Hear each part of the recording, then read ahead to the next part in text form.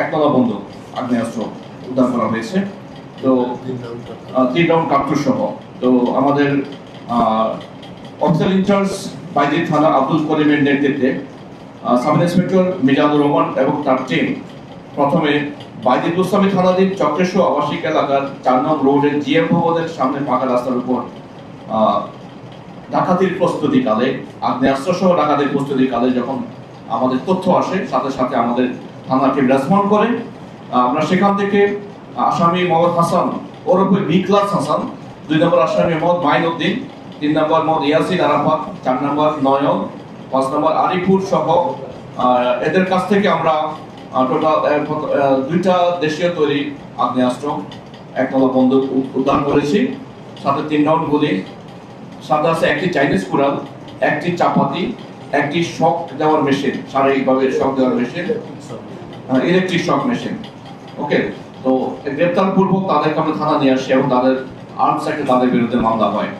আরেকটি ভিন্ন অভিযানে আমাদের সাব ইন্সপেক্টর পুলক চন্দ্র মন্ডল তার নেতৃত্বে একটি টিম বাইজিদ গোস্বামী থানাধীন রৌপ্যবাদী আবাসের এলাকার বাগদাদ হোটেলের বিরিয়ানি হাউসের সামনে থেকে ডাকাতির প্রস্তুতিকালে দেশীয় অস্ত্র সহ তাদের এখান থেকে আমরা 6 জনকে গ্রেপ্তার করি। 1 নম্বর মোহাম্মদ সম্রাট, 2 নম্বর রবিউল হোসেন, 3 নম্বর জাহিদ হোসেন, 4 নম্বর মোহাম্মদ রাজু, 5 নম্বর মোহাম্মদ রাকিবুল হাসান, 6 নম্বর আব্দুর রহমান ওরফে ভুট্টু মিয়া। তারপরে এদের কাছ থেকে আমরা একটি স্টিলের চাপাতি, 2টি স্টিলের ছুরি, একটি লোহার কাটার মানে তার কাটার মেশিন, একটি স্ক্রুড্রাইভার আমরা উদ্ধার করতে সক্ষম হই। তাদের বিরুদ্ধে আমাদের ডাকাতির প্রস্তুতির মামলা রুজু করা হয়েছে। আমাদের এই ধরনের ডাকাত দলের এগেনস্টে, তারপরে কিশোর গ্যাংয়ের এগেনস্টে, চাঁদাবাজের এগেনস্টে, অস্ত্রবাজের এগেনস্টে আমাদের অভিযান কন্টিনিউ থাকবে। ধন্যবাদ। এবং আপনারা শুনে আরো বাড়তি তথ্য হলো এদের প্রত্যেকের অতীত অপরাধ যে রেকর্ড অত্যন্ত চমৎকার। তাদের কি বলবো, রাকিবুলের নামে একটা মামলা আছে বাইজিদ থানায়, মোহাম্মদ হাসান বি ক্লাস হাসানের নামে আছে 3টা মামলা, আসামি সম্রাটের নামে আছে কয়টা 5টা মামলা, তারপরে রবিউল হাসানের নামে আছে 2টা মামলা, জাহিদ হাসানের নামে আছে 2টা মামলা এবং আসামি মোহাম্মদের নামে আছে 1টি মামলা, মোহাম্মদ রাজুর নামে আছে 1টি মামলা। ধন্যবাদ।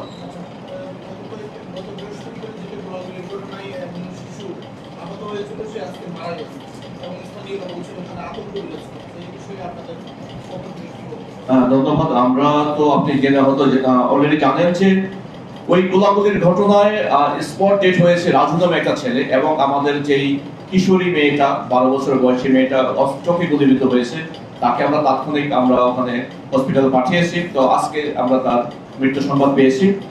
আমরা টোটাল ওই যে স্পট ডেটে যে টোটাল আমরা কিলিং মিশনটার আমরা টোটাল নেটওয়ার্ক আমরা আইডেন্টিফাই করেছি। অলরেডি অস্ত্র সহ আমরা তাদেরকে 6 জনকে গ্রেপ্তার করেছি।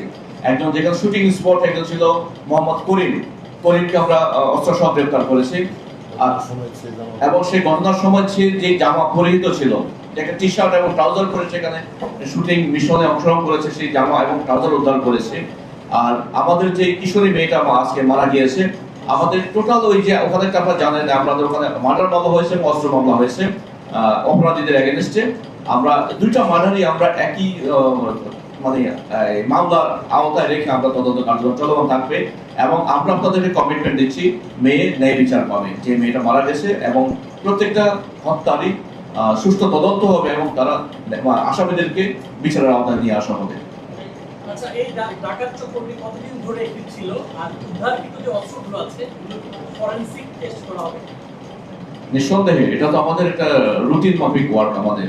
আর যে কিলিংটা হয়েছিল আমরা বলেছি ওটা এর আগে একটা রাউজান কেন্দ্রিক একটা মার্ডার হয়েছে, মধু নাসির মার্ডার হয়েছে, সেই মার্ডারের র্যাজ ধরে এই মার্ডারটা হয়েছে। ওকে, আর এখানে যে ফরেনসিক টেস্ট এটা অবশ্যই হবে, এটা আমাদের তদন্তেরই অংশ। Thank you. আপনারা বললেন যে টাকা প্রস্তুতিকালে 6 জন ডাকাত তারা কোন এরিয়াতে ডাকাতি ছিল? চক্রের আবাসিক এলাকা, বাইরে থানার চক্রের আবাসিক এলাকা ডাকাতির প্রস্তুতি নিয়েছিল। এর আগে কোনোবারে আগে ডাকাতি করছে কি? তাদের নামে এর আগে মামলা আছে, ডাকাতির মামলা আছে এবং আদার্স মামলা মামলা আছে। আত্মহত্যার আসামি থেকে অস্ত্র বিক্রি হয়েছে, সেই অস্ত্রের গুলি এবং রাজুর গায়ের যে গুলি এবং মেশিনের যে গুলি বিক্রি হয়েছে সবগুলো গুলি কি মিল পেয়েছে?